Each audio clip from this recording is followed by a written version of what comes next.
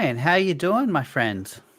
Oh, doing pretty well considering I'm still within my house prison and all that kind of stuff. Yeah. Next week doesn't really apply for me, so.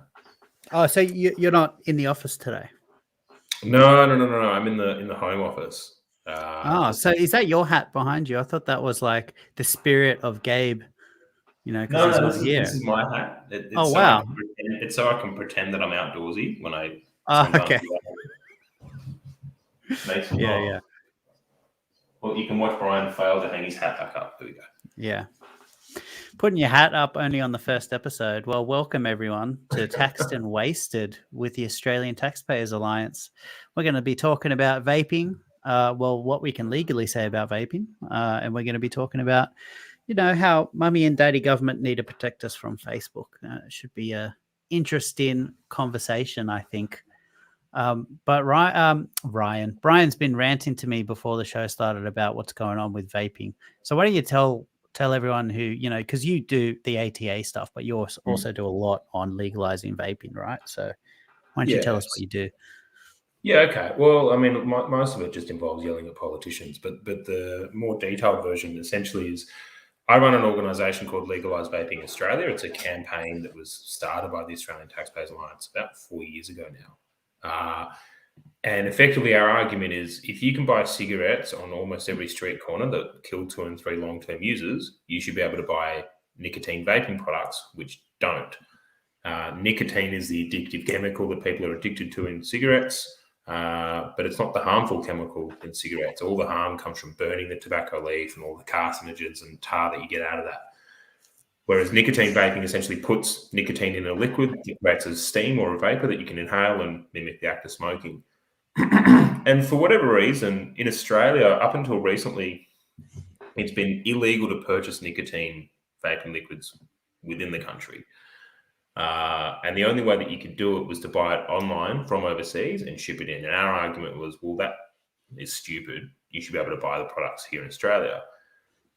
We lobbied the government pretty hard. Last year, they wanted to ban the importation of vaping products completely.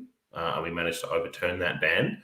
And as what the government sees as a happy middle ground, but is actually a stupid middle ground, they've created a prescription model now for vaping. So if you want to continue vaping, or if you want to try and use vaping to help you quit smoking, and you want nicotine, you have to go to a doctor to get a prescription to import these nicotine products or buy them from a pharmacy. Yet you can just go to every single Coles and Woolies in convenience store and buy a pack of smokes, and 2 and 3 long-term users are going to get killed by it, which is just nuts. Yeah. Um, Is nicotine nice if you heat it from a spoon? Well, it depends on the concentrations. Yeah. If you get really high concentration nicotine, it can be deadly. Yeah. So you want to be careful. What a friend of mine imported, I think it was 5 liters of nicotine 2 weeks ago because they were like, well, I'm not going to be able to get it anymore. Yeah, they just put in the I freezer. suspect that's what a lot of people did. Yeah. Yeah, we're seeing that now. A lot of so a lot of Australian vape shops.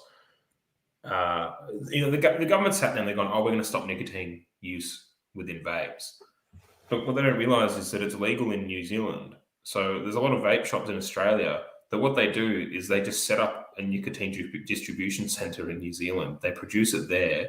When you go into their shop, you can just take a card and then you'll go and buy the products online from New Zealand, and 2 days later it gets shipped to you. So that's exactly what you're seeing. People are going, "Oh, well, I'll just stock up so that Border Force don't screw me over moving forward." I mean, we surveyed, I think, 7,000 vapors, and 40% of them said they'll either go black market or just go back to smoking. Yeah. It's fucking ridiculous. That's insane that they'll just go back to smoking. Hey. Well, when you look at most vapors, they're all just ex-smokers, and most smokers nowadays are working class people without a lot of money, so they can't afford to smoke. I mean, I've met vapors that were telling me back when they smoked, they'd sooner give up a meal before they gave up going and buying a pack of darts. Yeah.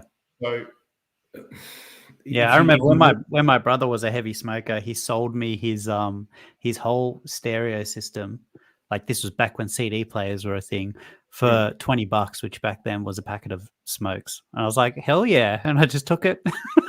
Yeah. Yeah, it's nuts. Yeah. And now, like, I think a pack of 25 cigarettes is like over $30. It's more than $1 a cigarette now. It's just crazy.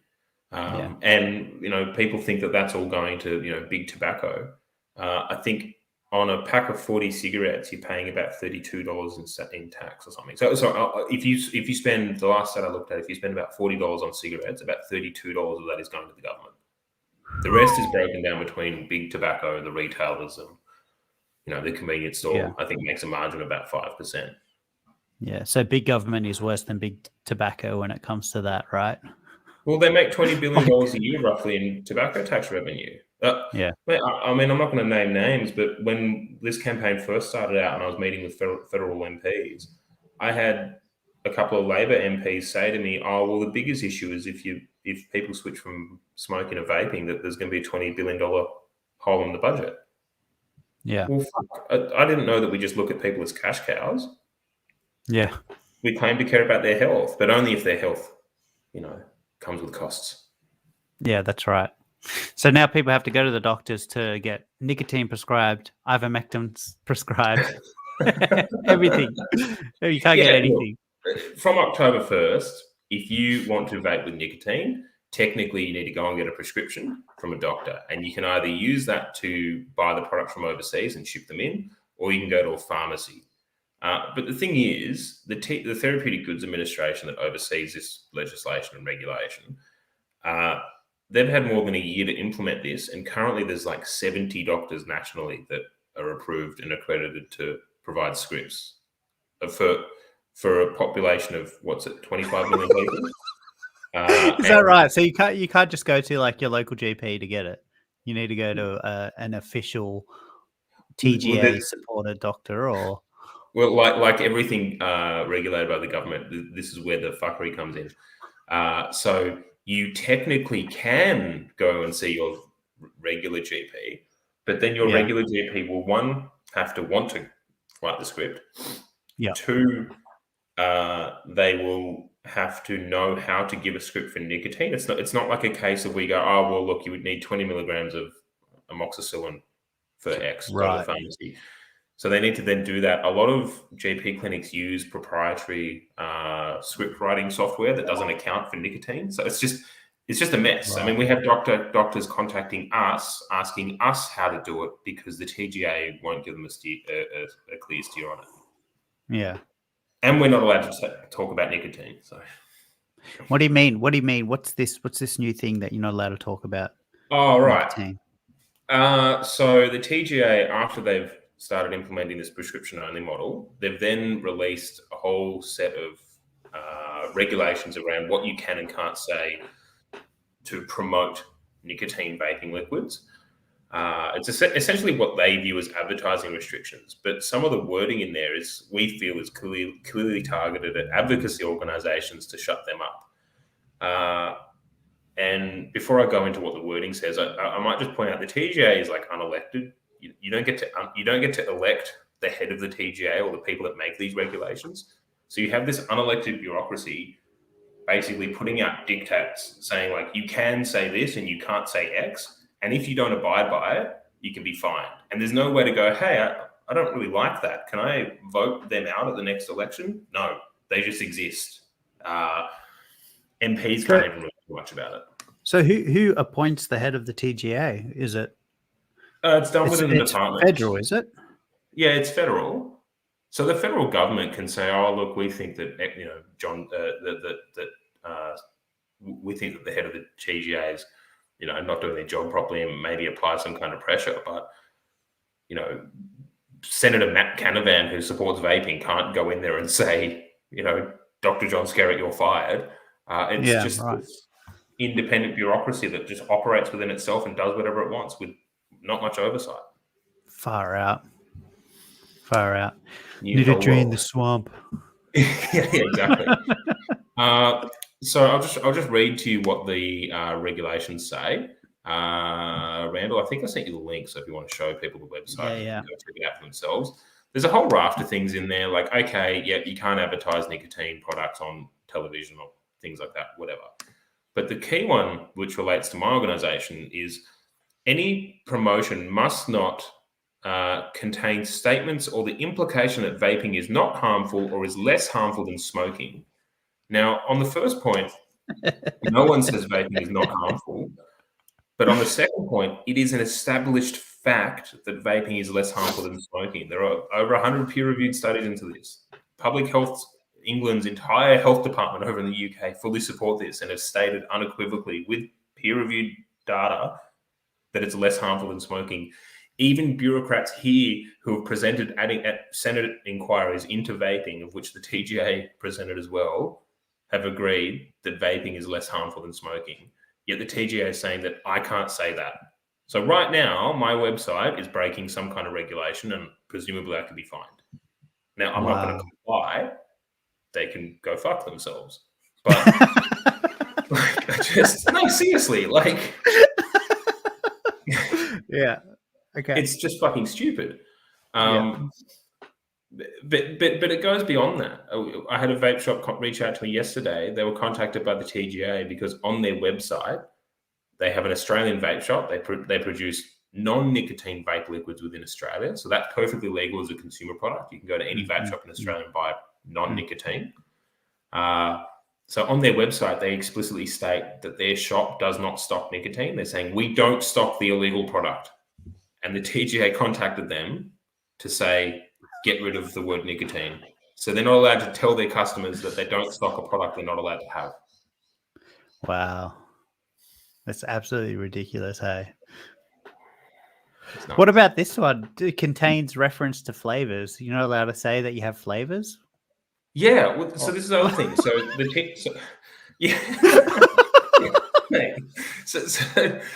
Welcome to air.com, where you can breathe air from a device. What's the difference between this vape and that one? Oh, it's just got a different mouthness. Yeah, it's got a different mouth feel to it. Yeah. Oh, what do you mean by that? Like, does it taste different? Oh, what? That's illegal. It smells different for your tongue. Far out. Yeah. If your tongue could smell, it would notice a difference. Oh my God. Well, this is the thing though. So vape, one of the reasons why people manage to quit with vaping as opposed to other products is that you can get vapes in all kinds of different flavors. Fruit flavors, candy flavors. You can even get tobacco flavors. So if you like the taste of tobacco, which is weird, but if you're weird and you like the taste of tobacco, then you can go and get a tobacco flavored vape. So it's not just the nicotine, it's the ability to pick out different flavors to suit your needs that will help you essentially quit smoking. And the TGA is saying that a vape shop is not allowed to reference that they have 10 different products and reference the difference between product 1 and product 2, which is the flavor. Yeah. That's so insane. They can't have... that's pretty cool. They can't contain trade names, trademarks, or logos related to the vaping product. So that's essentially plain packaging, right? I can't show you what it looks like. And you see that now. So if you go into a vape shop that's abiding by the laws, many of them don't because a lot of the laws are ridiculous. But if you go into a vape shop that's abiding by the laws, nothing's on display, everything's blacked out.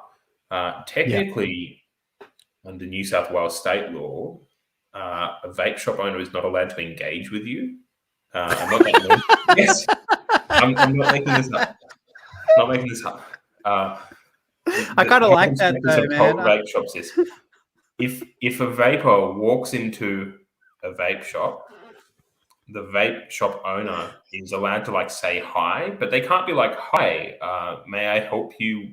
Are you looking for a vape? And they're not allowed to suggest anything. So, Randall, you would have to walk into my store and then go, "Hello, I would like a vape."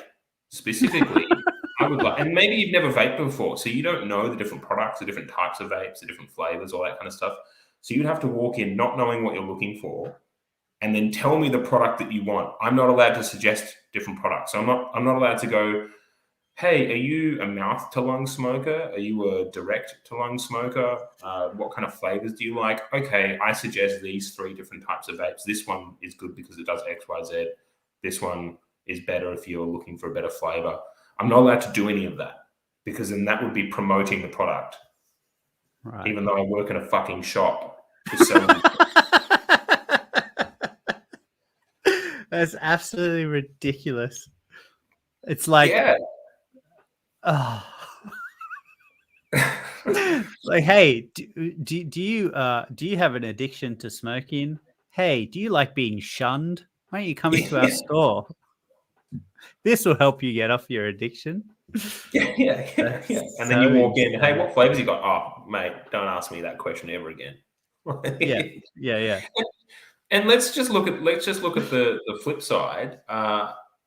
Quit Victoria. You actually included references to this in your documentary that you put together. Quit Victoria has 100 helpful ways to quit smoking. None of them say like, hey, try vaping, which has helped, I think it's 20,000 new people quit every year in the UK alone. None of it says that. It's things like, if you feel like smoking, have a shower, or like move your furniture around your apartment, or like pour a glass of warm milk. People think I'm mad when I say this. I'm not making it up. In your documentary, you literally went and found all these little things and compiled them all together. There was ones like do a dance. Yeah. Don't like just do nicotine replacement therapy that we know works. Pour some milk in your furniture. There it is. It's so funny, dude. It's so funny. Hang on, I need to zoom in here for people. Yeah. So if you're looking for ways to quit Keep smoking, your mind and hands busy with a crossword or game on your phone.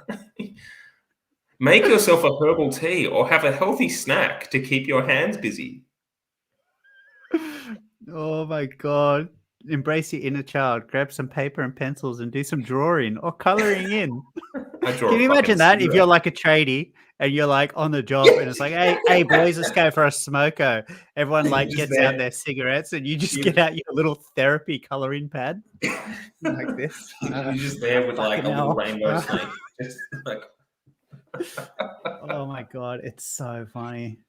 Here we go. Play a game. Renovations. Move your desk to a different spot or rearrange the items on your desk.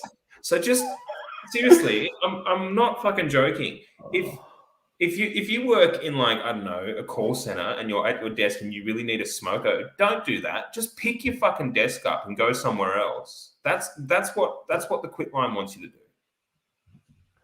Suggest an activity. Oh, let's suggest deep breathing. Deep breathing. What's the next one? Drink some water. Drink some water. Hey, I know you're addicted to smoking, but have you tried water? Bro, I mean, oh, far out. Well, you're not allowed to do that these days. You're not allowed to go outside right now. This is so funny because they've updated. It's so funny. So since the documentary, they've updated the website, but not the suggestions. Yeah, like no. They probably spent thousands of dollars on like the design. Like, what else we got? Mate, the thing is, like, honestly, when I talk to like politicians about this and I tell them like the alternatives that our taxpayer-funded quit groups are suggesting, they don't believe me. They look at me like I'm fucking Alex Jones and that I'm, talking about just nuts. Like they don't believe me, and I have to physically show them and be like, no, I'm serious. I'm not joking. They're telling people to drink water. Yeah, chew some gum. Yeah, drink some water. It's the same one. Same suggestion. That said, do 10 star jumps. Yeah. It's all there. You go. There's only 4 suggestions. Yeah, just jump around for a bit, mate. How much money did this cost? So we've tried to FOI this, and we can't get a straight answer. Yeah. But I'd love to know. I reckon next episode we should call the quit line and get their real life suggestions and hear what they have to say. That'd be pretty funny. It should be like, man, I've tried quitting. I give up meal. Like literally, I'm just gonna read stories that I've received from vapors that have quit that are like, man, there's times where I'd give up paying meals just so I could keep smoking. I'll say that and see if they suggest like drinking some water. Have you tried 11 star jumps instead of 10? You imagine 10 not cutting it? 10's not enough. Oh, it's absolutely ridiculous. So you can't have social media influencers or brand ambassadors talking about No. vape products. Uh, duh, duh, duh, duh, duh. Oh, we can't include incentives to encourage you to take up vaping products. So we can't be like, hey, it's less harmful. Or Yeah. like, hey, we know it helps people quit because we have extensive studies showing that. Because that would be an incentive. Wow. So you, why would anyone take up vaping now? Well, that's the thing. Like, look, the only logical option is for people to just not comply, right? And just go, no, Mm, this is ridiculous. We're just yeah. going to let people know that it is an established fact that this is less harmful and may help you quit smoking. Now, it's not going to Yeah. help everyone. Some Yeah. people quit with patches and gum and whatnot, but it Yeah. does help. Yeah. Um, so the only thing is to just not comply. Otherwise, if you Mm, complied with that, what are you going to have? You're going to have a shop where you're not allowed to talk to the customer. If they ask you any questions that relate to the product, you can't answer them. And if you say something that is an established fact that we know is true, you can be fined. So essentially, like we could role play this. So I'll be the shop owner, and you come in and talk to me. Hey mate, I'm thinking about I'm a smoker. I'm thinking about having some getting some vape, but I've never Oh done it yeah, before. vapes are definitely a thing that exist. So what do you suggest? I've never vaped before. So what should I start with? Oh, how long's a ball of string? You know, I can't really say that. That would be illegal. Do you have any on display that I can look at?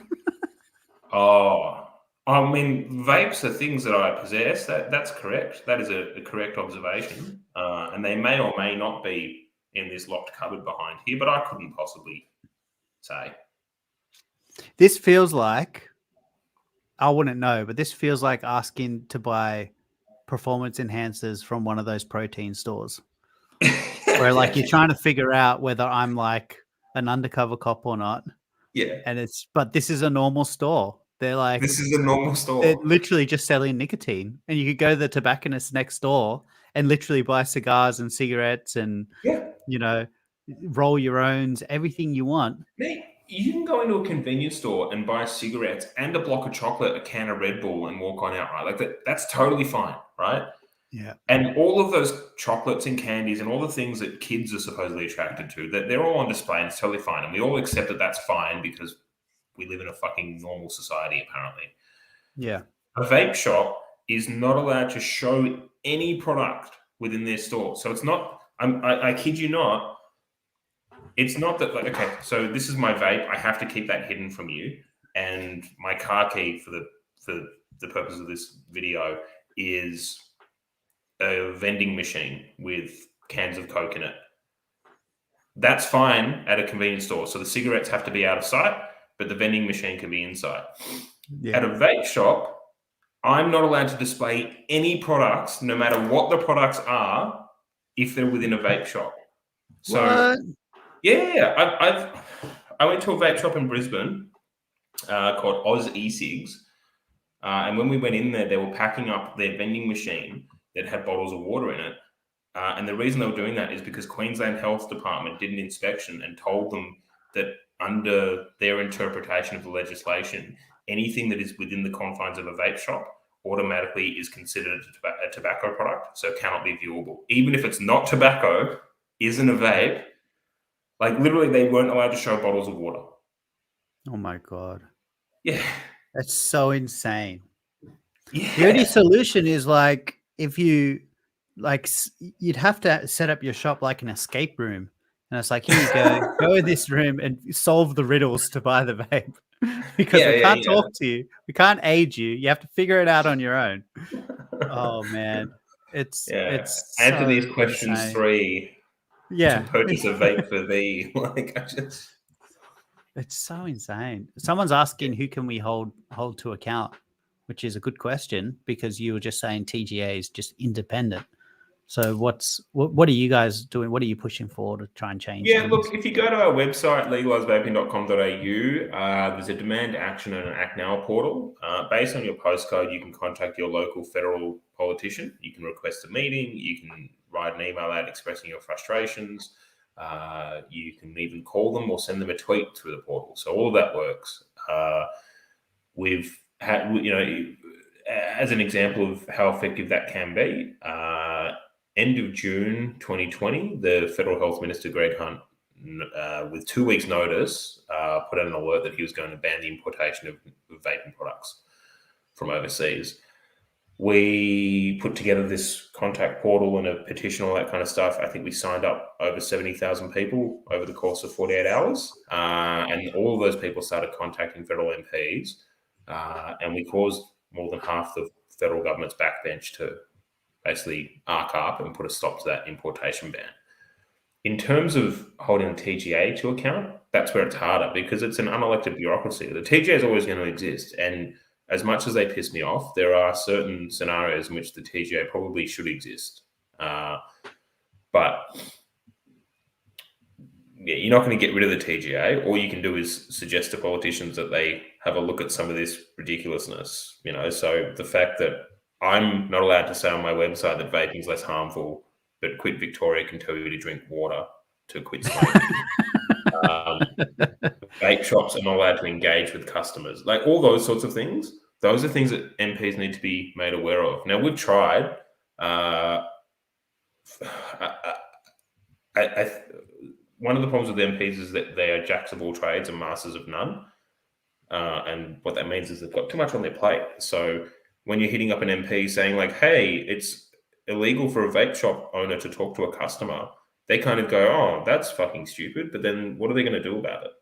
They've got a million other things on their plate. So the only way that you're going to affect change is if they're getting that information from multiple sources and multiple people saying this is stupid and needs to change.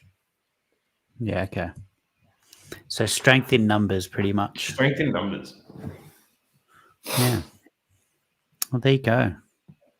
What else has been happening? Because you don't just do vape things. No, we can't just do vape things. Well, I mean, Gladys is gone. We've got Dom. How's that? Did you watch the Aussie Cossack driving around screaming outside his car, Gladys is gone? And then he gets pulled over by the police and he's like, why are you pulling me over for? Your boss is gone. That's pretty funny. It was really funny. Yeah, so Gladys is gone. What do you think of Dominic coming in? And I'm pretty hopeful. I think he wants to go faster than he's allowed to. And so he's going a bit, he's been a bit, careful with his opening up plans. But I generally think he wants to open things up as quick as possible. But keen to hear what you have to say about this. Yeah, look, my gut feeling is that he probably just wants to go, hey, we're open now. As of now, I've done the press conference. We're good. Yeah. But for whatever reason, the Premier is not a dictator as much as people may claim that. Wait, what? Have you told Daniel Andrews that? Yeah, sure? but he's only as powerful as the people that support him, right? And Dom still has to rely on moderate factions within the Liberal Party to keep his support and do all that kind of stuff. So I think his latest presser, where he excluded Kerry Chant from the presser and announced a bunch of changes to no masks needed for XYZ and increased capacities at different venues and whatnot. I think that was a sign of things to come, but more needs to be done, man. Like, it's just carnage out there. There are cafe owners. It's a very specific type of carnage as well. So you'll see like job numbers and they'll go, oh, despite the claims of anti-lockdown people, employment hasn't changed. Well, if I run a local cafe and I employ 3 or 4 people, and then my cafe gets shut down and I have to close up, and I've taken a loan on that cafe against my house, right? Because most small businesses will leverage their house to then go and buy their business and set it up and run. Well, if that gets shut down, and I have to close that, and I have to default on my loan for my business. So then I have to either sell my house or find other means to pay for that. And then I go and get a job working at Bunnings stacking shelves. Yeah, on the Excel sheet, I haven't lost a job, but my quality of life is completely fucking gone. The people that I employed are screwed, and most people that work in hospitality are either people on working visas and on the way to basically migrating to Australia and becoming citizens, or they're students, or they're people that don't have job security. So not only have I been screwed out of my sort of way of life that I built, and now I'm stacking shelves at Bunnings, and Bunnings is making record profits. Those people that I've also employed, they've either had to leave the country, so they don't appear on the job list, or they're also working at Bunnings stacking shelves. So it really shits me when I see people saying, "Oh, but job numbers haven't changed." It's like, yeah, the data sheet that says Brian Marlowe has job hasn't changed, but no, that's what it is, right? Like, yeah. Everything else has changed. I'm facing bankruptcy, or I'm already bankrupt, or I'm getting chased by the ATO. There's shops out there that, when the first round of lockdowns hit, they paused their GST payments to try and keep people on the payroll to then pay that money back later. And the ATO is now chasing them, saying, "No, we want it now." And they're going, "Okay, but if I pay all of that in one lump sum now, I'm going to have to close my business." So it's just crazy. It's insane. So It'd be a pretty funny Bunnings. Needs to just drop the hammer down and go, "Fuck it, we're out." We're already past 70% now. Yeah. It'd be a pretty funny Bunnings commercial to see someone just break down. It's like, yeah, Bunnings, we have the lowest prices, and I can't believe I'm doing this. So I used to have my own shed shop, and I've got to feed the family somehow. Yeah. I used to have dignity. I just, and the other thing about the unemployment figures is that if you're looking for a job, you're technically employed, right? So statistically, if you're looking for a job, like if you're on Centrelink or whatever, and it says, "Yeah, I'm actively looking for work," you're employed. You're not unemployed. Yeah, correct. I'm pretty sure that's how it works, right? I might be wrong, but I'm pretty sure that's how it works. They have a specific term for it. It's like you are, I forget the term, but it's like you're employed adjacent. yeah, something like that. But seeking employment, I think, is still considered in the overall figures, because what they do is they go, people who are seeking employment, odds are they'll get a job. So, yep. Okay. Whack them on the list. Yeah. That's so insane, hey? All of this is insanity. I don't like it. Yeah, but mate, Jesus Christ! Like, have you tried like raising this just in general? People don't like the truth. People don't like. I don't know what it is though. If people don't like to it's kind of like, if you make a coffee and you have 5. Well, for me, five scoops isn't that much. But for the average person, if you put 5 scoops of Nescafe into some hot water and give it to them, they're not going to drink it. It's like just too much for them to handle. So it's kind of like we need to drip feed people. And it's like, instead of telling them, "Hey, that we're in a police state," they're like, "No, that's too much for me. I've got my job keeper and job seeker, and I'm pretty set." But it's just frustrating though, because I just want to shove the entire cafe down their throat, like not just the coffee cup. Just put it all in there. When I look through the hellish facade that is Facebook, at like people's hot takes on lockdowns and all that kind of stuff, one thing that stands out to me is, like, regardless of their political ideology, the only people that seem to be like hardcore on forever lockdowns are like just people that would never actually make it in the real world. So they're usually from pretty decent stock. They don't have like a real job per se. They work in like, so I mean, they work in like. You're thinking of someone and you don't want to say their job because then you're ousting them. That's yeah, almost.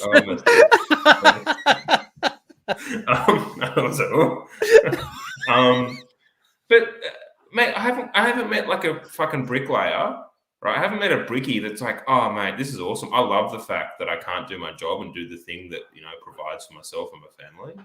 Yeah. But I don't meet the guy running the local corner store who's busting his ass and put his savings into that isn't sitting there happy clapping about lockdowns. Now maybe some of them I've heard go, well, what else can you do? Because they're not political, right? And they're just like, well, their health advice is X and I just got to do it, but they're not happy about it. Yet the only people that seem to just totally happy clap it and seem it's fine is like this weird political chattering class, and I'm aware of the irony that I'm chatting about political issues right now. That it doesn't affect them.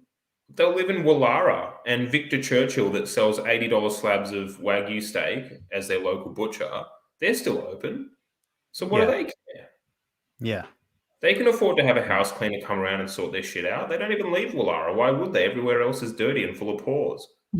So they don't care, and they think this is totally fine. Yeah. Yeah. I've got a video clip I want to show you because we talked about, the possibility of being under dictatorial rule. Oh, yeah. When do we get to do the ScoMo face? So this is October 6th. And so Gladys resigned because, just of the corruption allegation. It wasn't like nothing's proven yet. But I'll try and full screen this. Hopefully people can hear it. But this is Daniel Andrews. He's doing a presser, and then they ask him about his corruption allegations, and just watch what the media do.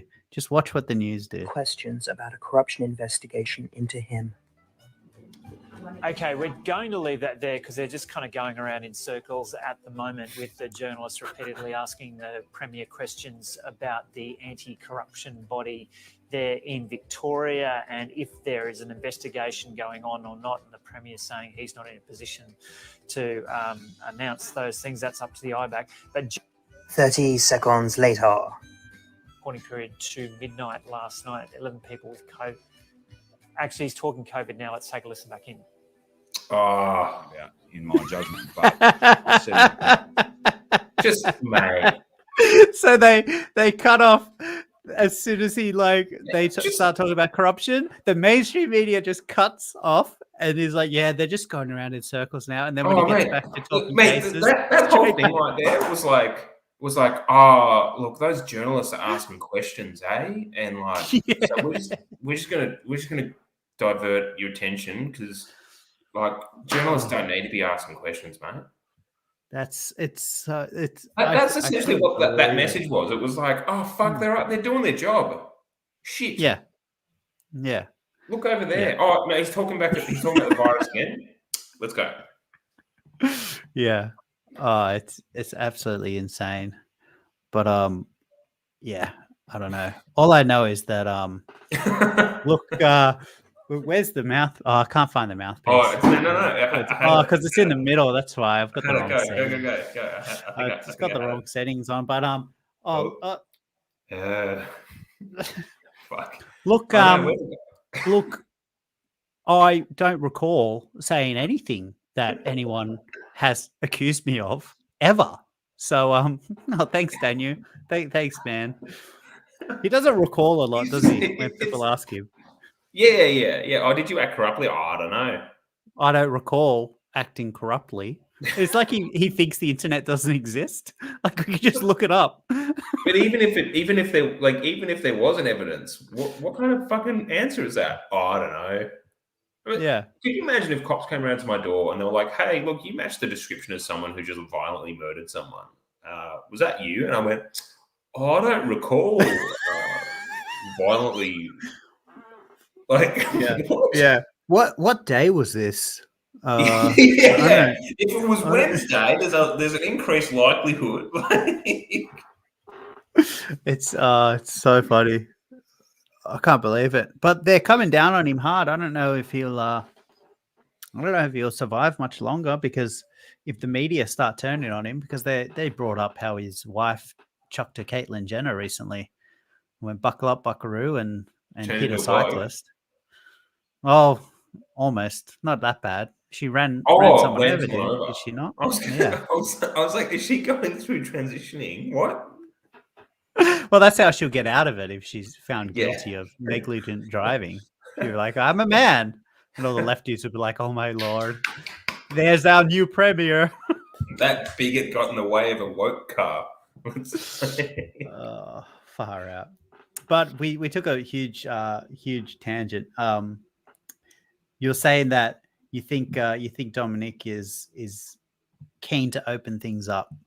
Yeah, look, I think he is. I know a few people that work in his office. I know some people that are pretty close with him. And word on the street is that he's pretty anti-lockdown and he can sort of see what's happening. But that rant that we were having about all these businesses just getting annihilated and people ending up working at Bunnings or Coles or whatever, for me, maybe I'm being a Puritan, anything short of, hey, we're at 70%, this is ridiculous, just fucking go, is a capitulation, because every week that this continues on is another week towards a repayment that a shop owner can't make. It's another person unemployed. It's another person, staring down the barrel of bankruptcy. And I don't think people really understand what bankruptcy means. I think people have a real skin deep idea of bankruptcy. They think it's just like you just declare bankruptcy and then all your debts are gone and then you just that's it. You lose your car or something. Yeah. I've got a brother who's been bankrupt and he was bankrupt 15 years ago. He still struggles with basic things like going and getting a new phone plan. Because when you do a phone plan, they'll do a basic credit history check. And he's got a poor credit rating because 15 years ago he was bankrupt. Yeah. He's fine for money in terms of general income, but it's rough, man. It's a long-term issue. So, people are worried about the virus. Sure, there's other implications that come with just completely annihilating the economy. Yeah. And not to mention we're literally the laughing stock of the rest of the world. Yeah, literally, people are we've got Polish. Even European countries are little. Yeah, even Poland are hey, we want all our Polish citizens to come home. That's insanity. Even Americans were storming the Australian embassy, saying, "Hey, you guys need to chill out." It's remember the Hong Kong protests? People were going to the embassies here in Australia being hey, we need to do something because what's happening over there is fucked. That's happening for us now. Yeah. Where are those people? Yeah. Where are those people now? Yeah, exactly. Yeah. It's kind of it's really weird. It's people won't I don't know. They're not going to understand till they're lined up against the wall. And they're wait, I was on your side. And they're ha, ha, ha, bang. I don't know. Dig the hole. Yeah, keep digging. Yeah, they're I think there's been a mistake here. I actually advocated for Dan Andrews through. That's nice. Dig the hole. Yeah. I'm the one who started the virtual hug for Daniel Andrews. Actually, if you look, you'll see that I started the hashtag #YesWeDan. And then they'll just be oh, no worries. Click. Yes, we Dan. That's putrid. That's absolutely disgusting. I tried to think of the worst thing I could, and that was it. Oh, that's putrid. All right, so we've been saying a lot of borderline things on this episode, but how much longer can we do this for? Because it looks like there's going to be mass internet censorship. What do you think? Do you think your days are numbered of calling out politicians and trolling them a little bit? What do you think is going to happen? I'm pretty concerned. Not for myself personally, but just at a broader sort of scale. So there's a few bills that have been pushed through. The Identify and Disrupt bill is just dystopian. But before I get to that bill, I'll talk about the bill that it tacks onto that went through a couple of years ago and no one spoke about. Sure, because this was just an amendment to the already existing. This was an amendment to a previous bill and just added onto it. The bill prior, which was called the Encryption Bill, is just psychotic. And no one really spoke about it. My friend Paul Shetler, who was the former head of the Digital Transformation Office, who then quit, he was one of the only people who spoke out about it because he could see how nuts this was. But for some reason, other than some cursory glances at it in the media, there was no real debate on this issue. So what's the Encryption Bill? The Encryption Bill effectively is some kind of a national security bill that allows ASIO and AFP to go to companies that house encrypted data within Australia, demand entry so that they can get that data to try and identify potential criminals. So how this would work and is being used is, let's say Randall runs a security firm and he's got encrypted data for all of the people that use his software, and Randall has 20 employees. The company's called Get My Bitch Ass Money, bitch ass. Yeah, so I call up, hello, Get My Bitch Ass Money Incorporated. I'm from ASIO. Yep. And I'm talking to like some mid-level security access guy working in your company. I can demand that he gives me access to all of that encrypted data. If he refuses, he can be arrested and charged. If he reports what he's been requested to do to anyone else in the company, including his superiors, he can be arrested and charged. So essentially, they make that employee an agent of the state, and failure to comply is arrested and charged. Wow. Now that's the bill it's already in. That's happening now. And that's part of the reason why you've seen a lot of tech firms shift their operations. So like Apple in Australia, they only do marketing now in Australia because they don't want, they house all of their encrypted stuff overseas because they don't want to have to deal with this. Facebook's the same. Facebook in Australia only does marketing here, so ads and all that kind of stuff. But security firms and all that kind of stuff, they're offshoring because they don't want to fall afoul of this. Wow. Then we enter the Identify and Disrupt Bill. The Identify and Disrupt Bill tacks onto the Encryption Bill. So not only now can ASIO go, hey, you need to give me access to all the encrypted data, and if you report it, you'll go to jail, and if you refuse, you'll go to jail. In addition, once you give me that data, you also need to allow me to go onto the system under an alias and operate to engage with people and basically try and see what crimes they may be conspiring to commit, or maybe even plant the seed that they should conspire to commit a crime so that I can then arrest them. So it's effectively you have to allow me to use your system to act as someone else to entrap people so I can arrest them. And where was anyone on this? Yeah. It's just absolutely insanity. Absolute insanity. So the tip is, guys, never buy from an Australian VPN provider. That's for sure. Yeah, right. Like, it's why, like VPN. I just don't understand why anyone with the ability to move overseas once the borders open would stay here. Like I'm finding it really difficult because like our tax rate is terribly high. Can't even pronounce words. Tax rate's terribly high. We go into snap lockdown, so there's no certainty. We have no internet security. We have can't say words. Yeah, you can't use words. Words are illegal. Words are violent and illegal. Like, why would people stay here? Yeah, I mean, I don't want to leave. I love what this country was. Yeah, but mate, the last couple of years, it's just nuts. It's a fresh hell. Like the you only thing need that approval to leave the country right now. Yeah, it's insane. It's just crazy. But I don't know. Maybe we can turn it around. Well, I hope so. What do you suggest? What are your solutions? What's your 3-point plan? I don't know if I can make that suggestion. Howard got rid of those in the late 90s. Look, I think... I see what you did there. Yeah. Look, I think that a lot of this comes as a result of ambivalence from your average voter. So, Randall and I are two shouty boys that rant and rave. And there are people out there that are quite motivated and annoyed by this. But I'd say amongst probably 70 or 80% of the population, I wouldn't even say they're okay with a lot of this. They're just ambivalent because they don't think about what the ramifications are. They don't think about how it could affect them. They just want to get on with their day-to-day job. if they've still got one, and provide for their families and get on with their lives.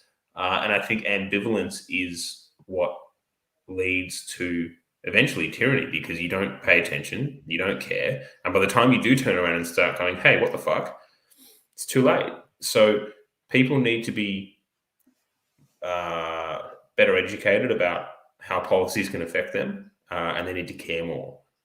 So I think it's up to us to try and engage with people. It can be hard, it's very frustrating, but I think that's where the responsibilities lie. Yeah, I think you're right. And everyone normally floods my inbox, close to elections, and they're like, "Who should I vote for?" maybe we should just mass SMS people and tell them, you know what? Well, Craig Kelly does that at like 2 a.m. He's like, "Hello." He's such a boomer. He took one of his fanboys took my video that I made of Scott Morrison, his double speak. Oh yeah, they didn't even attribute it to you. They didn't attribute it, but they also, one of them replaced the song with like a really bad version of Waltzing Matilda. I was just like, oh, come on, man. Too much juxtaposition for one night. The video was fine. What, like... You know what would make this better? If we put Waltzing Matilda on it. Mate, look, speaking of election, I don't know what's going to happen. I don't think that ScoMo is going to win the next election. I'm not sure. It's too hard. Yeah. It's too hard. I don't know if he'll win the next election either, but he does have a tendency to say, you know what, people are cowards online and we should regulate it. Oh, come on, ScoMo. I didn't even invite you here, dude. It's really funny that he came out. We were talking about this before. But I don't people are cowards online, and that's when they're their funniest. Let's just grant the premise here. When someone's acting anonymously online, it's because they're scared of the repercussions, right, of what they say, right? Yeah. And sure, that's cowardly. But also, anonymous accounts online are by far the fucking funniest accounts online. That's true. Because there's no filter. Yeah. So that really what you say is like anonymous accounts, mad banter. That's true. But although most of the anonymous accounts that I come across that like comment on my videos or whatever are just like lefty trolls, but they're not good at it. So but that's because they write like a paragraph in order to own you. Yeah, that's true. Like a right winger will Kerry Chan or the chief health medical officer federally will like do some live stream about complex policy stuff around COVID, and a right winger will just comment like "lol, data is gay," and like yeah, right. That's objectively funny. Whereas a leftist response will just be like the entire works of Dickens in order to deliver a meme. And it's like, I'm not reading all that. Yeah, the entire works of Dickens except for his favorite N-word. We'll just forget about that except part. For that. Maybe not Dickens. That's it's crazy. I can't believe that people buy into this whole like the government needs to keep my children safe on the internet. That Facebook whistleblower, I was ranting about this yesterday. She was saying, parents don't have a leg to stand on because they don't understand how addictive Facebook is. And so they just go up to their child and say, maybe you should get off it. It's like, if you're a parent, you don't ask, maybe you should get off it, like they're your friend. Yeah, you just take their phone. You know that like that child is effectively your property? Like, to an extent that like you own that child, right? Like you can just be like, look, no, I'm a parent and it's my responsibility as a parent to guide you in the right direction. You're my property. Yeah. Well, but like on the whole, like, oh well, we need to crack down on this because bad words. The thing is, is like you actually lose a lot of the context around that. And Louis C.K. had this little great bit years ago before he really blew up. Blew up or blew off? Well, that was later. That was okay. That was his third installment in the Louis C.K. saga. But he had this great bit where he was talking about the book Huckleberry Finn, and in Huckleberry Finn, there's a character called N-word Jim, and he's referred to as N-word Jim all the time. It's like every third page has like the N-word through it. It's like the Kramer routine. For Huck Finn. And the entire point of that in the book was to indicate to the reader that this person was so lowly and so disrespected in the wider community that he wasn't known as Jim, he was known as N-word Jim. So there was a move after quite recently to get rid of the word N-word Jim and Huck Finn for schools. And it's like, no, so what you're doing is you're taking away the context as to why using that word is so fucking awful. And what comes with it.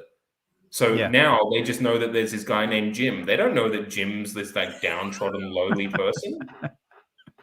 You're taking away the context. And that's why they call me Jim. Wait, what? What's so wrong with that name? And then the next push, we need to take the word Jim out of books because obviously it means something bad that we don't understand. Yeah. Oh, it's so insane. Well, that goes back to the whole you're not allowed to have nicotine listed on your website, even if you're saying, hey, we don't have nicotine. It's like, don't tell me you don't have the thing you can't have. Yeah. It's absolutely insane. Like, imagine if they like extended it and they're like, hey, we're going to take the N-word out of all rap songs. And it's like, oh, okay. I love instrumental music. Yeah, I don't know. It's insanity. NWA would just be called WA. With attitude. Hey, it sounds pretty good. I listen to With Attitude. Yeah. I listen to With Attitude, but what do you listen to with attitude? When I hear all that stuff, it channels my inner Greta Thunberg. How dare you take away my words? She's the epitome of where we're at today, right? She says blah blah blah, and people just cheer, and you're like, oh well, that's no point doing this podcast. People don't like words; they just like gibberish and cheering blah blah gibberish. blah. All it is blah blah blah. You stolen my dreams, blah blah blah. You have stolen my context.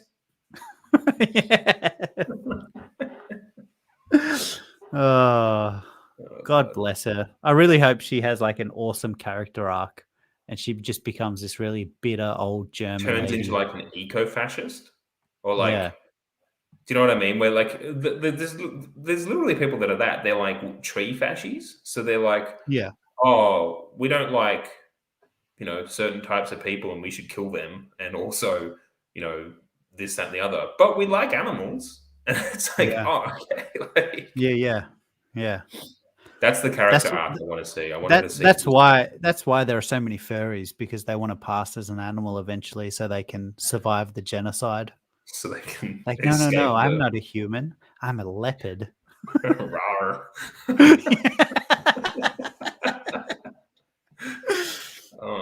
I think we should do the next episode dressed as furries. Yeah, no worries. I'll go get a onesie. Yeah, from your cupboard. Yeah, just from upstairs. What do you mean from the shop? Shops don't exist. That's illegal. Yeah, exactly. It's so funny. You can literally go to a sex shop, right? You can go to a sex shop and buy whips and chains and butt plugs and things that are designed to cause pain and bodily discomfort and bleeding, but you can't go to a vape shop.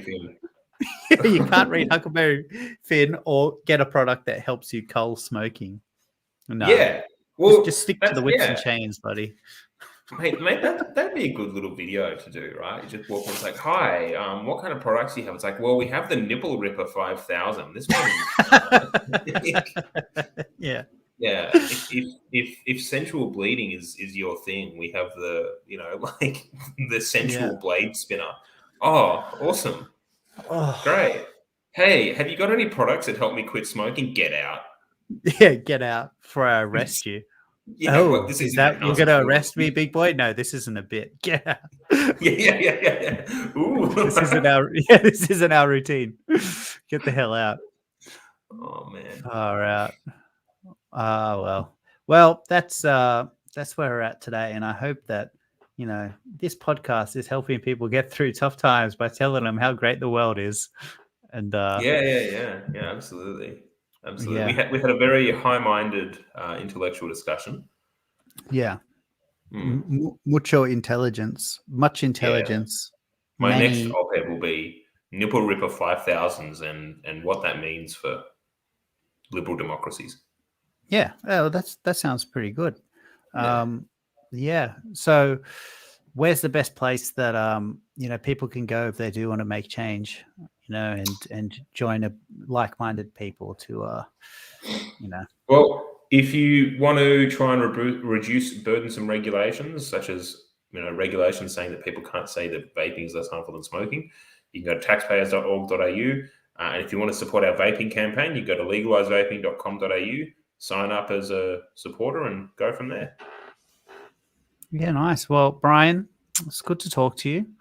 Thanks, guys, for tuning in to Taxed and Wasted episode 6421. My name is Emilio, and no, it's not Emilio. That's the other guy. I hope Emilio's doing well. And if you guys want to find me, go to youtube.com/deactivist. And speaking of sex shops, I have a video as a submissive where I'm submissive to the government and it gets me off. So I encourage you to watch it if that's what you're into. I never thought I'd see you wearing a choker, but hey. It was like when I put it on, my whole persona changed, and now I understand. I understand that You breed get of it now? people. I get it. Like my wife can't even watch that video. She's like, it's too much. Like the voice is too much, the mannerisms. And I was like, yeah, I know.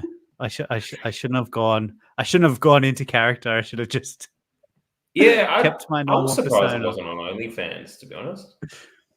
Yeah, well, yeah, that's the next step. OnlyFans banned porn though, so. Oh, before we end this, that whole OnlyFans banned porn, they didn't. It was banking. It was the banking sector. So, if anyone's got 40 minutes of their time and wants to listen to rabid conspiracy theories that are now being proven true, there's a YouTube video called "MasterCard is the Final Boss." Anyway, essentially, major payment processors and banks are cracking down on what they deem to be unscrupulous businesses and denying financial services. So you see amongst tattoo parlors, they can't get like card readers, so they have to rely on like Square payment readers and all that kind of stuff.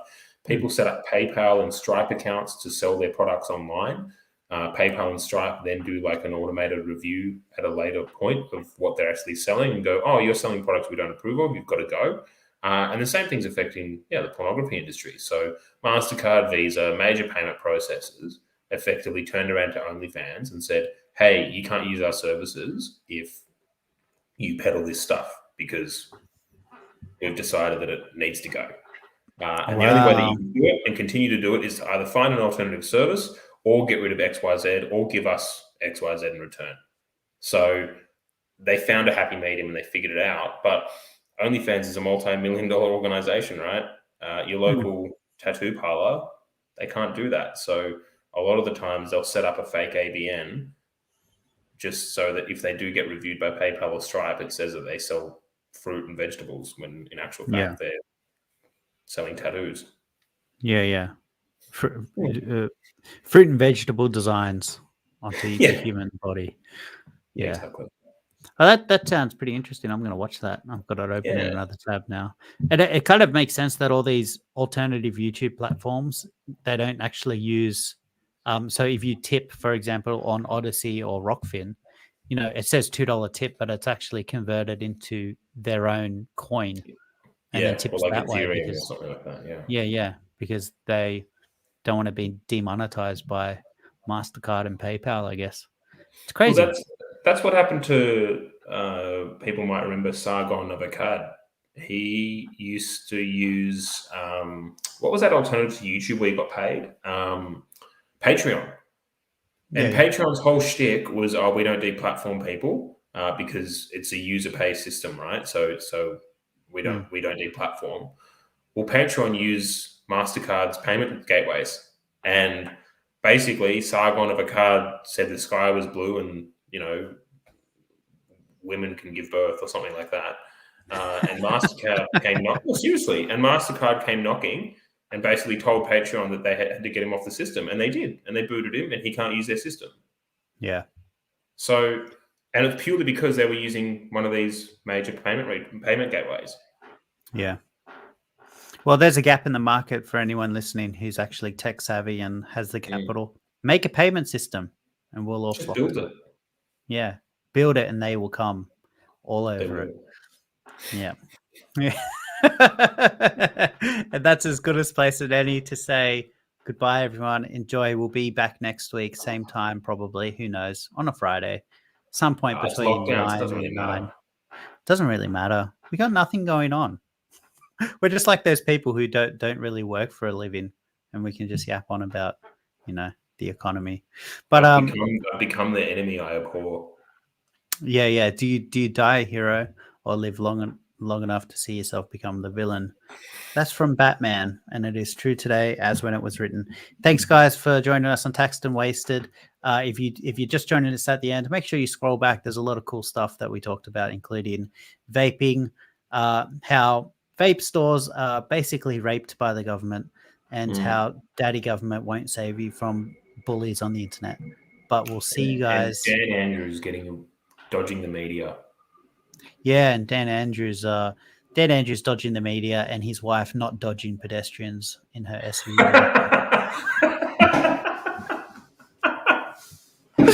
Oops. Well, we'll see you next time. Goodbye.